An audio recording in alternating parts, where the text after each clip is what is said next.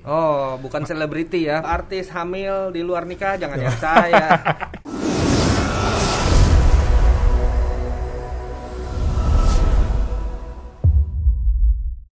Welcome back to Carvaganza and let's talk about cars. Ini adalah podcast Carvaganza, episode pertama, dan kita akan bicara soal mobil listrik. Dan sekarang kita udah kedatangan narasumber spesial yang kita semua udah kenal ya. Siap. Super sibuk ya. Super sibuk. Bapak Rudi Salim dari Prestige Motor Cars. Siap. Selamat datang Mas Rudi. Terima kasih udah ngundang, terima kasih udah Welcome, ngundang. Terima kasih udah menyempatkan diri ya untuk datang ke sini Mas Siap, Rudi. terima kasih. Karena kita tahu Mas Rudi ini sangat sibuk sekali ya. Enggak juga lah, justru mau nyari kerjaan. Oh, gitu. Liatin koran nih, ada kerjaan apa kira-kira. Oke Mas Rudi, jadi episode pertama ini kita tuh menanggapi isu-isu yang sedang marak, terutama di awal tahun ini. Iya. Okay. Terutama tentang mobil listrik nih Mas Rudi. Oh, bukan selebriti ya, mobil Bukan, listrik. Oh, bukan. kirain selebriti narkoba gitu. Oh, kan. di luar anak kita ya. Oke, siap. Nah, kita memutuskan untuk mengundang Mas Rudi ke sini untuk membicarakan tentang topik itu Mas Rudi. Oke. Karena kita tahu Mas Rudi juga punya Prestige Motor Cars itu memasukkan mobil Tesla ke sini, dan itu kan sangat ada hubungannya dengan mobil listrik. Ya. Jadi kita ada beberapa keresahan dari netizen nih Mas Rudi Siap. untuk kita tanyakan. Silakan yuk. Oke, yang pertama, gimana bisnisnya untuk Tesla sekarang? Bisnis ketika 2014 itu pertama kali kita mengenalkan Tesla Model S. Pada saat itu belum ada sama sekali wacana pemerintah tahu bahkan melirik mobil listrik. Kecuali Pak Dahlan lah pada saat itu masih agak melirik, tapi pemerintah belum benar-benar melirik pada saat itu. Belum terlalu serius waktu itu ya? Iya, terus baru 2 tahun kemudian kalau nggak salah ya, saya juga agak lupa, kita masukin Model X. Oke. Jadi setelah Model S, Model X. Nah, baru di tahun 2019 Oktober atau September kita masukin Model 3, Model 3 itu yang paling laku memang. Di tahun 2020 kena Covid di bulan Februari Maret ya kurang lebih. Nah, itu penjualan turun. Tapi sekarang ya bisnisnya udah mulai catch up lagi, udah mulai naik lagi. Jadi Model 3 sekarang yang paling laris ya? Sekarang yang paling laris Model 3. Paling compact juga kan kalau nggak salah. Model 3 itu size. iya paling mudah digunakan, kecil, terus udah modern sekali. Jadi udah nggak ada AC, AC-nya pakai digital semua, nggak ada kisi-kisi AC, pakai kuncinya juga pakai kartu, sama pakai handphone. Canggih jadi banget lah ya, benar-benar maksudnya. canggih, harganya juga affordable. Di situ jadi kita punya salah satu flagship model lah yang penjualannya paling tinggi itu. Oh, menarik. Lanjut. Terus kemudian kenapa akhirnya bawa Tesla ke Indonesia? Karena di segmen ini kan benar-benar niche, apalagi untuk mobil listrik baru berkembang ya trennya. Malah APM di Indonesia tuh agak terlambat kalau dibandingin Prestige. Iya. Terus ditambah model yang dibawa itu kebanyakan hybrid sama APM. Sementara Tesla udah full elektrik sejak awal. Elektrik, betul. Nah, jadi gini, memang kalau dilihat saya tuh selalu melihat ke depan. Maka dunia ini sedang mengalami digital disruptif. Disruptif itu terjadi ketika ada suatu hal yang lebih efektif, suatu hal yang lebih efisien, suatu hal yang lebih cepat dan yang lebih murah. Terjadilah disruptif. Digital disruptif yang kita lihat mungkin dulu ada namanya Friendster, MySpace. Wah, udah sosial media booming. Itu adalah produk yang mendisrupsi dan paling cepat terdistrupsi, langsung tergantikan sama Facebook. Betul. Ya Perubahannya kan? cepat ya. Berubahnya cepat, langsung tergantikan. Google juga dulu Yahoo langsung tergantikan dengan Google. Bukan tidak mungkin 10 tahun kemudian terdistrupsi lagi dengan yang lain. Jadi benar-benar sekarang terjadi digital disruptif yang sangat cepat. Saya memang sudah memprediksi di masa depan mungkin pendidikan orang nggak ke sekolah, nggak ke kampus lagi karena orang belajarnya online. Ternyata karena corona kemarin di tahun 2020 digital disruptif itu terjadi hanya hitungan minggu. Dalam seminggu semua anak sekolah online. Nah, itu kan harusnya mungkin 5-10 tahun ke depan, yang mana saya berpikir wah 10 tahun lagi nih kuliah dosennya bisa profesor dari Inggris, profesor dari Amerika. Ternyata udah langsung kejadian sekarang. Jadi itu memang sudah saya prediksi cepat atau lambat ada disrupsi juga dalam dunia combustion engine. Kalau nggak mulai duluan bagaimana? Jadi saya udah memprediksi hal tersebut. Saya paksakan deh edukasi massal dari mula-mula bagaimana mobil listrik. Itu kan edukasinya setengah mati. Ngecasnya juga cuma bisa di rumah pada saat itu. Sekarang udah ada beberapa tempat. Jadi tantangannya memang luar biasa. Nah, baru pada bulan Desember tahun 2020 kita memutuskan untuk membeli sebagian saham dari Maxindo Renault Indonesia sebagai agen pemegang merek Renault di Indonesia. Tujuannya apa? Untuk memodernisasi brand tersebut secara digital maupun secara produk.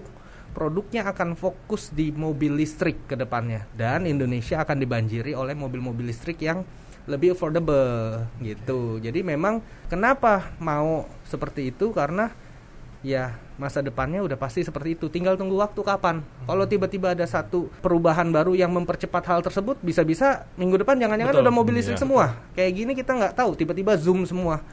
Jadi kan itu suatu hal yang memang harus diantisipasi. Lalu pertanyaannya, kenapa APM pada masukinnya hybrid? Itu yang terjadi juga ketika kita menghandle Renault ya, melihat bahwa memang APM itu persiapannya tidak semudah IU. IU tuh mudah lah, mau masukin hari ini mobil apa bisa langsung masuk, gampang. Mereka harus planner lah ya. Mereka harus planning. APM Renault kita ada 19, 20, hampir 25 dealer nanti. Mereka semua harus disiapin SST, Special Tools. Mereka semua harus pricingnya harus setiap daerah, lalu produk knowledge-nya semua harus tahu. Jadi memang dari sisi infrastruktur internal dari perusahaan juga harus disiapkan. Jadi nggak semudah seperti IU. Besok mau masukin apa? Bugatti. Ya udah yuk masukin. Asal ada duit masuk. Kalau APM memang sumber dayanya banyak yang harus diperbaiki. Jadi itu saya maklumi kenapa APM cuma berani hybrid, nggak berani full listrik. Karena kan mereka volume langsung ribuan. Otomatis infrastruktur harus baik dulu. Jadi ya investasinya telur dan ayam, casan infrastruktur dulu atau mobil dulu. Kan seperti itu. Kalau IU ya udah ayamnya dulu, betelor nggak pusing deh. Yang penting ayamnya datang dulu. Dan Mas Rudi itu sudah memetakan itulah ya untuk kesiapan mobil listrik dan segala macam nih. Mas Rudi mindsetnya kalau saya lihat udah kelihatan banget dia. Bergerak sedikit lebih awal lah ya. Iya, saya rasa harus seperti itu. Karena pada saat itu saya belum megang keagenan. Kalau sekarang ya untungnya ada kesempatan untuk bisa megang Renault, ya tujuannya ke depannya semoga bisa listrik yang lebih, mobil listrik yang lebih affordable bisa masuk ke Indonesia. Kita support pokoknya Mas Rudi. Siap. Oke, berikutnya. Nah, belakangan hampir 2 tahun terakhir kan APM mulai berani juga nih rilis mobil-mobil full listrik. Tanggapannya Mas Rudi sebagai importer umum gimana? Saya sangat senang sekali kalau APM udah mau masuk ke mobil listrik. Maka mindsetnya bukan saya punya penjualan menurun. Ada satu strategi, ada satu psikologi marketing nih. Mungkin pernah lihat juga. Misalnya ada satu tempat, ada satu vending machine, tempat beli minuman kaleng ya. Betul. Penjualannya 50 kaleng per hari gitu kan. Tiba-tiba besokannya ada 2 vending machine di tempat itu. Kira-kira penjualannya berapa masing-masing? Apakah jadi 25 ataukah jadi 10-40? Ternyata setelah dilihat penjualan vending machine-nya yang satu jadi 100, yang satunya juga 100. Karena tadinya orang berpikir hari ini mau beli nggak ya? Begitu lewat vending machine-nya ada 2, orang jadi berpikir mau beli soft drink A apa B. Jadi pilihannya jadi mau beli A apa B. Kalau tadinya pikir beli nggak ya, sekarang jadi mau beli tinggal pilih merek A atau B. Jadi secara psikologi penjualannya malah meningkat gitu. Jadi kalau memang APM pada masukin unit, pendidikan untuk para masyarakat pun jadi lebih tinggi, orang jadi lebih mengerti mengenai mobil listrik, maka saya pun untuk menjual jadi lebih mudah. Sama-sama meyakinkan para customer bahwa ini tak terelakkan mobil akan jadi mobil listrik semua. Jadi ya meringankan beban saya juga, dan penjualan pun akan sama-sama meningkat. Jadi ya saya saling support lah ya. Betul. Ya. Untuk edukasinya lebih cepat ya jadinya. Betul. Sama lebih banyak pilihan. Iya, betul. Oke, berikutnya. Nah, tadi kan udah dijelasin nih kelebihannya dari IU untuk jual mobil listrik dibandingkan APM. Iya. Sekarang apa kesulitannya dari importir umum untuk jual kesulitannya mobil listrik? balik lagi reputasi. Kalau APM itu udah jaminan mutu lah, misalnya kan gitu. Kalau EU memang harus berdasarkan reputasi. Bagaimana selama ini? Jadi itu ya kita harus brand building dulu, harus brand awareness, brand building. Betul. Sampai kita mendapatkan brand loyalty dari para customer kita, sehingga customer sudah pada loyal terhadap produk yang kita jual. Tanpa itu ya memang untuk EU sulit sekali jualan, dan itu banyak kok yang di daerah-daerah tertentu di Jakarta banyak bursa otomotif ya. Di daerah A, daerah B banyak bursa otomotif. Hari ini timbullah showroom baru, minggu depan hilang. Jadi ada timbul hilang. tenggelam ya Mas. Iya. Karena memang reputasi balik lagi, apalagi kalau tidak di manage dengan good corporate governance, tidak di manage dengan cara tata kelola perusahaan yang baik, ya bisa jadi servis dan kualitas produk yang diberikan kepada konsumennya jelek. Beli mobil di EU nggak taunya ada yang lecet, ada yang rusak. Betul. Delivery kepada customernya jelek, jadi susah gitu. Nah itulah yang membedakan EU dengan ATPM, yang lebih sulit memang EU. Oke, next kan berarti dengan Seru ya. menjual mobil listrik sekarang udah ikut masuk juga ke industri otomotif ya. Kalau melihat tren kendaraan elektrifikasi atau kendaraan full elektrik di Indonesia sih gimana sih ke depannya? Saya rasa Pak Jokowi ini sangat visioner. Terbukti dari pertama Perpres 55 tahun 2019 mengenai percepatan kendaraan bermotor berbasis baterai. Itu dari situ aja udah kelihatan.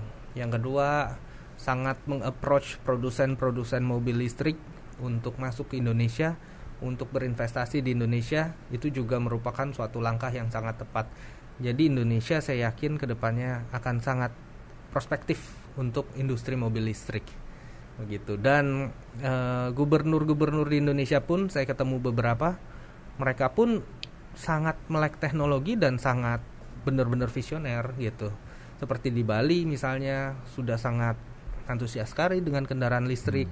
Jadi memang luar biasa lah. Memang dari presidennya juga mengadakan kebijakan yang baik. Jadi saya rasa kedepannya akan sangat baik untuk industri mobil listrik di Indonesia. Pasti. Kita selalu harus support ya. Ya, untuk bumi yang lebih Baik. sehat dan baik. Ini serius banget kayaknya ngobrol ya. Aduh. Jujur sih Mas Rudi, saya sendiri tuh dasar banget tentang pengetahuan tentang mobil listrik sebenarnya. Iya, saya juga asal-asalan jawabnya. Makanya kita mengajak Mas Rudi ke sini, setidaknya mengasih kita wejangan lah gitu ke netizen kita, ke follower-follower Carvaganza gitu dengan pertanyaan-pertanyaan yang kita tanyakan ke Mas Rudi. Siap. Oke, berikutnya kan salah satu objektif digalakannya program kendaraan listrik itu untuk mengatasi isu polusi udara. Iya. Dan kendaraan listrik dinilai berkontribusi mereduksi polusi. Ya. Tapi di Indonesia masih ada yang jadi kayak ganjalan karena listrik itu dihasilkan dari batu bara. Ya. Bukannya kalau dilihat dari salah satu sisi sama aja. Ya. Jadi kayak ya nggak ada pengaruhnya. Kira-kira gimana tuh? Nah, jadi memang betul kalau seperti itu sama aja pindahin sampah dari sini ke tempat lain, geser sampah doang. Tapi sebenarnya mobil listrik bisa digunakan, yang akan kami lakukan juga, dari solar panel. Panel surya itu lalu masuk ke sebuah baterai penyimpanan, akhirnya adalah untuk mengisi mobil listrik tersebut. Jadi akhirnya benar-benar gratis, benar-benar tanpa biaya listrik dari perusahaan listrik negara, benar-benar tanpa dari nggak pakai batu bara ataupun gas bumi ataupun apapun itu. Jadi benar-benar tinggal dari matahari. Jadi kedepannya idealnya memang seperti itu. Nah di Indonesia memang pembangkit listriknya kan mungkin masih pakai hal-hal yang berkarbon dan menyebabkan gas buang. Tapi kan bukan tidak mungkin kedepannya kalau ada disruptif di hal tersebut bisa juga jadi pakai udara. Jadi benar-benar listriknya dari udara muterin turbin. Bisa juga dari solar panel tadi atau bisa juga dari air. Jadi kan dari air terjun bisa memutar turbin, turbinnya lalu menghasilkan listrik dan untuk perumahan dan pengecasan mobil. Jadi memang cara kita memproduksi listrik kan masih agak konvensional. Kalau di negara maju, Belanda, Amerika memang khusus sudah pakai solar panel dan kedepannya tidak menutup kemungkinan hal itu terjadi. Tapi kalau dari end usernya sudah bisa menggunakan listrik, outputnya sudah bisa menggunakan listrik, inputnya itu kan terserah. Kalau sekarang kan mungkin pakai batu bara dan sebagainya. Kalau inputnya nanti di-convert menggunakan angin, air, matahari, itu kan urusan belakang. Yang penting kita udah nggak pakai bensin dulu. Betul. Gitu. Daripada ntar inputnya udah pakai matahari, pakai apa, mobilnya masih pakai bensin. Fosil-fosil lagi. Setidaknya gitu. Ini sudah merupakan sebuah langkah yang tepat. Gitu. Jadi ya nggak apa-apa. Itu kan kedepannya bisa pakai solar panel dan sebagainya. Bertahap ya. Bertahap. Soalnya solar panel sekarang masih mahal banget sih. Secara cost masih mahal, tapi ada beberapa produsen yang harganya sudah mulai masuk akal. Tapi ya tinggal tunggu waktu. Nah, kalau kita lihat 20 tahun yang lalu kita pakai handphone aja segede apa. Harganya aja berapa mahal. Sekarang handphone yang kita gunakan jauh lebih modern dibandingkan tahun 60 punya komputer NASA, bayangkan. Jadi ketika NASA kirim astronot ke bulan dengan handphone kita, kemampuan komputernya lebih bagus sekarang yang ada di tangan kita.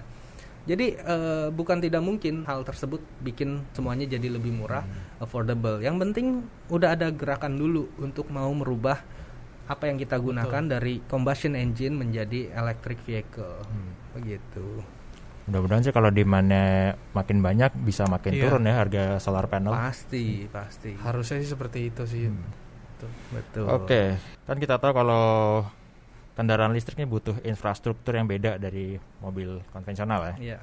Tapi ya walaupun hampir 2 tahun belakangan tren mobil listrik udah lumayan naik, tapi untuk infrastrukturnya masih harus catch up sama model-model yang diluncurkan di Indonesia. Sebenarnya apa sih yang terjadi dari kacamata importer soal yang disiapkan pemerintah soal infrastruktur? Iya, jadi infrastruktur bisa disiapkan pemerintah ataupun swasta. Kalau pemerintah tentunya langsung mensupport industri mobil listrik secara keseluruhan. Kalau swasta tentunya balik lagi ke feasibility study. Apakah yang diinvestasikan itu ada return on investment-nya. Ketika menghitung ROI, balik lagi berapa jumlah unit yang ada di populasi sekarang supaya bisa return-nya lebih cepat. Jadi itu kan kayak telur sama ayam. Kecuali ada gerakan pemerintah yang memang sudah dilakukan, ada banyak titik-titik PLN melakukan SPKLU, stasiun pengisian bahan bakar listrik umum, di lumayan banyak titik. Nah, karena ada itu baru mobilnya makin banyak. Tetapi sebenarnya mindset dari mobil listrik itu kalau kita pakai Tesla, kita berikan pengisian charging port di rumah yang mana 4 jam full, 400 km. Biaya pengisiannya itu perlu 70 kW, 1 kW itu 1.300, kurang lebih lah. Jadi 90-100 ribu, bisa 400 km. Jadi sangat murah, seminggu sekali ngisi 100 ribu. Dibandingkan mobil biasa mungkin 300-400 ribu, seperempatnya lebih murah. Nah lalu kalau ditanya jadi ngecasnya susah dong harus di rumah, justru pola pikirnya salah. Ini sama kayak punya pom bensin di rumah loh, mau ngisi bensin kapan aja bisa. Kenapa kita isi bensin di luar? Karena bensin kita mau habis baru kita isi. Kalau ini baterainya belum habis, isi aja. Iya, kapanpun kita mau pergi. Baterainya sisa 80%, pokoknya sampai rumah mau tidur, colok, besok 100%, bisa 400 kilo lagi. Jadi mindset inilah, edukasi ini yang kita terus-terusan berikan kepada konsumen bahwa nggak usah khawatir cari pom bensin. Anda seperti punya pom bensin di rumah. Apa iya sehari pakai 400 km? Paling-paling 70-100, udah capek juga, udah pegel nyetirnya kali. 70 kilo gitu, 100 kilo dari kantor ke rumah, ke pacar, ke istri. Loh, pacar istri, ke pacar kemana kalau anak muda gitu kan, terus pulang. Nah itu kan paling segitu, gitu. Pas pulang ke rumah dicas aja. Itulah sebenarnya kita kayak punya pom bensin di rumah. Mungkin kalau sama-sama listrik kayak gadget ya. Jadi kapanpun kita mau pergi, ya udah sebelum pergi kita cas dulu. Betul. Dan baterainya nggak bisa bocor sebenarnya. Jadi cas aja terus, nggak usah tunggu mau pergi juga. Bahkan disarankan kalau kita pergi keluar kota atau lagi nggak pakai mobilnya dalam waktu yang lama keluar negeri, dicolok aja. Nanti ketika baterainya turun dia keisi lagi, jadi stabil. Ya, otomatis ya. Karena kalau Tesla 1 hari turun 1% untuk maintenance seluruh mobil. Jadi 100% tuh bisa ya 100 hari habis baterainya jadi kosong. Jadi lebih baik kalau keluar colok aja. Itu yang disarankan begitu. Nah ini Mas, info-info yang kayak gini nih yang kita butuhkan gitu ya, informasi ke masyarakat. Kayak punya mobil listrik tuh takut-takut setengah-setengah gitu Mas. Aduh ini udah infrastrukturnya gimana sih, terus kalau banjir gimana sih, yang kayak gitu-gitu. Dan kita takut juga terus kesetrum. mengedukasi, takut kesetrum kah atau gimana gitu. Jadi info dari Mas Rudi sangat menarik. Jadi penuh nggak penuh itu di charger aja ketika sampai rumah. Orang itu, kita punya pom bensin sendiri di rumah kok, kan gitu, kurang lebih. itu menarik, Iya. poin menarik. Nah, kalau mengenai banjir, pada dasarnya mobil apapun yang namanya mobil jangan diterobos banjir itu. Combustion engine juga nggak boleh diterobos. Tapi idealnya mobil listrik tuh lebih aman loh menerjang banjir dibandingkan mobil biasa. Sebenarnya, karena nggak ada intake, nggak ada exhaust, nggak ada air yang masuk ke dalam. Betul. Tapi ya jangan dilawan, namanya banjir. Betul, Cuman sebenarnya lebih aman. Apalagi gadget-gadget sekarang aja kita cemplungin ke air kan udah waterproof. Iya. Nah, mobil Tesla itu udah tersilen sedemikian rupa baterainya, dinamonya juga udah tersilen, terobos banjir. Sebenarnya lebih aman, tapi tidak disarankan. Combustion engine juga tidak disarankan. Jadi ya seperti itu. Ya engineer-nya udah memperhitungkan sedemikian rupa. Udah nguji tuh lewat banjir-banjiran segimana. Betul. Sampai batasannya. Intinya Tesla itu kan dari Amerika, dan Amerika terkenal pengguna yang kritis. Ada apa-apa ya udah viral, kalau jelek, kalau apa. Betul. Ternyata Tesla adalah mobil paling laku di Amerika, sudah mengalahkan produsen lain. Jadi saya rasa ya itu udah proven konsep lah, sebuah konsep yang sudah terbukti yang tinggal kita nikmati aja di Indonesia. Nah, kalau Renault mobil listriknya terlaku di Eropa. Di Eropa mobil listrik paling laku bukan Tesla tapi Renault. Nah, itulah yang mau kita sajikan di Indonesia, sehingga mau kiblatnya kemana? Eropa apa ke Amerika? Semuanya ada, kurang lebih kan begitu. Gabungin aja Mas kalau bisa. Iya. Ya kan Mas Rudi punya Tesla, punya Renault juga. Gabungin aja ya. Gabungin. Oke. Kalau bicara soal Tesla kan masuk ke segmennya itu lebih ke premium ya. Sebenarnya iya. Untuk harga juga masih di atas rata-rata mobil medium ke high end. Betul. Nah, kalaupun mobil ini punya fitur yang sama dengan mobil konvensional, kira-kira memungkinkan nggak sih untuk bikin mobil listrik ini harganya lebih terjangkau lagi? Iya. Mobil listrik cost paling tingginya kan tentunya baterai. Baterai itu dari negara-negara lain mahal karena produksinya nggak banyak, sumber daya manusia atau labornya untuk menggali bahan baterai itu mahal kalau di luar negeri. Itulah cost pertama yang paling tinggi. Kalau teknologi sekarang udah nggak terlalu mahal ya, kayak di tengahnya ada sebuah layar. Kalau dulu mahal, sekarang udah murah sekali layar tablet seperti itu, teknologi media control unit, terus dia punya semua fitur-fiturnya. Saya rasa itu nggak terlalu mahal, tapi komponen pertama adalah baterai. Untungnya di Indonesia ada sumber nikel tertinggi, salah satu yang tertinggi. Kalau bisa digunakan untuk kemakmuran masyarakat Indonesia, saya rasa itu akan membuat harga unit mobilnya murah karena baterainya murah dan Indonesianya makmur. Dan sekarang pun udah dilakukan sama pemerintah kita, sudah mau mengeksplorasi ke situ. Jadi saya yakin ke depannya mobil listrik ini kan umurnya masih muda ya. Mobil lain tuh udah 70 tahun. Betul. Renault tuh sudah 123 kalau nggak salah tahun. Tesla tuh baru umur berapa kelihatan di jalan, baru umur 12. Iya. Sebenarnya Tesla dari tahun 2006-2007. Cuman di jalan yang model S kalau nggak salah, Mas produknya baru beberapa tahun ini ya. Bayangin baru 10 tahun. Sedangkan mobil lain 70 tahun kayak Porsche, Lamborghini atau Mercy udah 70 atau mentok-mentok 120. Tesla tuh baru 10 tahun. Jadi kalau bukan tidak mungkin 5 tahun ke depan harganya separuh atau apa. Betul. Kalau baterainya murah gitu. Enggak, mungkin 10 tahun ke depan, 5 tahun ke depan ntar nggak ada yang beli mobil dari saya. Tunggu 5 tahun lagi bilang. Apalagi udah ada yang mau produksi mobil listrik juga ya di sini. Iya. Yang lagi siap-siapin pabriknya. Bener. Tapi ya balik lagi, siap pabrik itu kan nggak cepet ya. Bikin pabrik, dan mungkin 2 tahun lagi saya rasa udah bisa terrealisasi. Kalau kita lihat memang dari penjelasan itu masih banyak PR untuk membangkitkan tren atau pasar mobil listrik di Indonesia. Kira-kira banyak banget PR-nya. Kedepannya mau ada cara apa untuk sosialisasi soal elektrifikasi? Iya, sosialisasi sih kalau dulu memang kita masih pakai cara konvensional dengan mengadakan pameran, mengadakan test drive umum dan penjelasan-penjelasan kepada para peminat mobil listrik ya. Kalau sekarang memang sejak digital disruption kita melakukan semuanya serba digital. Contohnya aja bisa beli mobil via marketplace. Betul. Bisa beli Tesla via marketplace dan heboh lah tuh di mana-mana kemarin. Memang beneran dibeli gitu kan. Lalu kita juga bisa test drive di rumah aja. Kita punya hashtag. Itu bisa lewat marketplace, bisa juga lewat website kita. Itu orang bisa bisa ajukan test drive, mobilnya kita kirim ke rumah. Dan sosialisasi ya tentunya di platform-platform kita jelaskan nih loh, mobilnya seperti ini, fasilitasnya seperti ini, keunggulannya seperti ini, keuntungan menggunakan mobil ini apa saja kita jabarkan.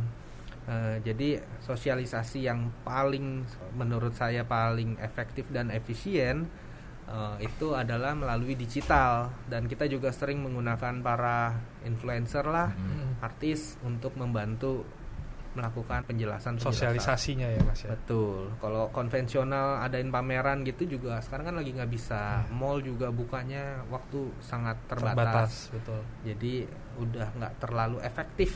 Kalau digital yang lihat bisa jutaan. Betul. Kalau datang ke mall 1.000 aja udah sumpek. Gitu. Jadi ya seperti itulah yang kita lakukan sekarang. Oke, pertanyaan berikutnya kita main santai nih. Ada lebih fun lah. Ada quick question dari Dandi. Bakal ditanyain. Siap. Kita ada 5 pertanyaan, Mas Rudi harus menjawab cepat. Waduh. Pilih mana nih? Ada dua pilihan Slow ini. aja dong. Oh iya. Setidaknya harus responsif jawabnya, Mas. Siap ya. Oke. Yang pertama, mobil listrik atau supercar? Mobil listrik. Oke. Ferrari atau Lamborghini? Aduh, gile. Ya udah Lamborghini. Tesla Model S atau Porsche Taycan? Model S. Punya bengkel pinggiran cuan miliaran atau jual mobil mewah cuan jutaan? Iya, bengkel mau nggak mau. Gimana dong, nyari duit kan. Oke, terakhir, pakai jas sama sendal jepit atau pakai kaos sama sneakers? Jas sama sendal jepit. Oke. Terima kasih banget Mas Rudi. Mantap. Terima kasih sudah datang ke. Karena sekarang saya lagi pakai sendal jepit. Sukses terus ya Mas Rudi ya. Terima kasih sudah datang ke Carvaganza. Terima kasih banget loh waktunya kita. Jangan kapok diundang ya Mas ya. Siap. Nanti kita mungkin ada isu Renault lagi. Boleh. Atau mobil-mobil lain lagi. Kalau isu artis hamil di luar nikah jangan saya. Iya. Kita Om Deddy ya. Om Deddy Corbuzier. Kita obrolan lain tempat lain aja. Oh iya, ngerti dah itu. Oke Mas Rudi, thank you banget ya. Terima kasih banyak. Sama-sama Mas Rudi. Terima kasih. Oke, jadi itu dia podcast Carvaganza bersama Mas Rudi Salim dari Prestige Motor Cars. Terima kasih sudah nonton video ini untuk podcast ini. Kalau Anda suka, klik tombol like. Kalau ada yang ingin disampaikan atau ditanyakan, tulis di kolom komen. Dan jangan lupa untuk subscribe ke channel Carvaganza. Jangan lupa juga untuk subscribe ke The Official Auto dan main-main ke website carvaganza.com, auto.com, dan zigwheels.co.id. Terima kasih. Sampai jumpa di Carvaganza selanjutnya. Let's talk about cars. Stay safe and stay healthy.